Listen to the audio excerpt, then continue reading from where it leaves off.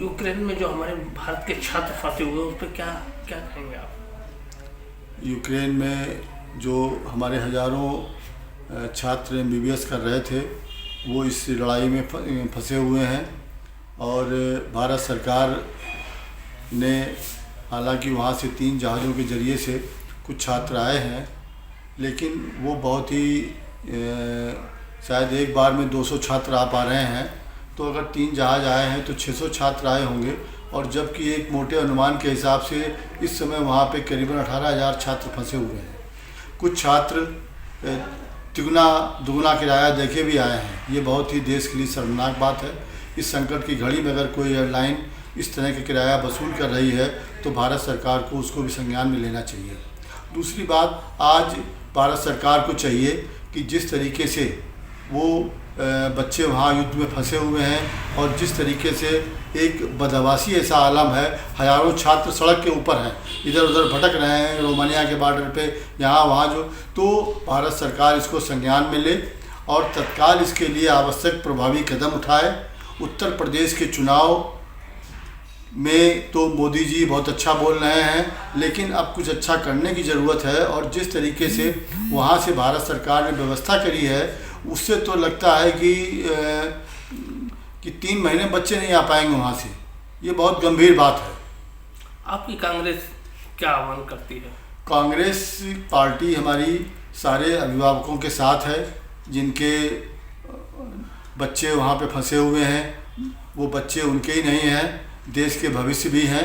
तो उनके अभिभावकों की दर्द को साझा करते हुए हम प्रधानमंत्री जी से ये विनम्र अनुरोध करते हैं कि इस समय सर्वोच्च प्राथमिकता देकर यूक्रेन में फंसे छात्रों को और 2 दिन के अंदर देश में लाने की व्यवस्था करें।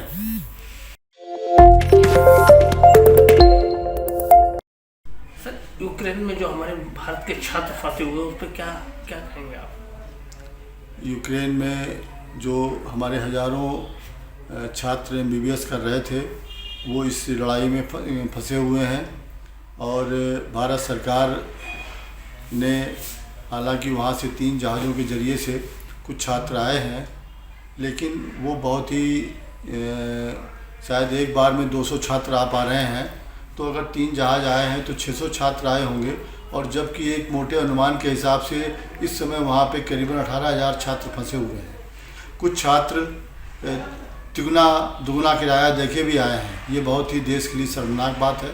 इस संकट की घड़ी में अगर कोई एयरलाइन इस तरह का किराया वसूल कर रही है तो भारत सरकार को उसको भी संज्ञान में लेना चाहिए।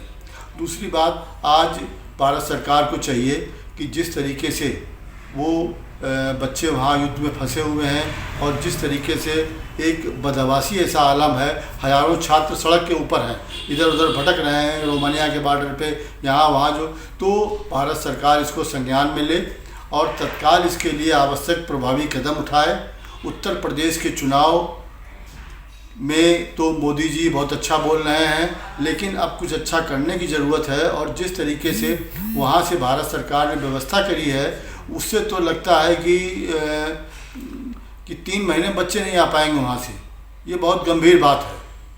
आपकी कांग्रेस क्या आह्वान करती है? कांग्रेस पार्टी हमारी सारे अभिभावकों के साथ है जिनके बच्चे वहाँ पे फंसे हुए हैं। वो बच्चे उनके ही नहीं हैं, देश के भविष्य भी हैं। तो उनके अभिभावकों की दर्द को साझा करते हुए हम प्रधानमंत्री जी से ये विनम्र अनुरोध करते हैं कि इस समय सर्वोच्च प्राथमिकता देकर यूक्रेन में फंसे छात्रों को और 2 दिन के अंदर देश में लाने की व्यवस्था करें।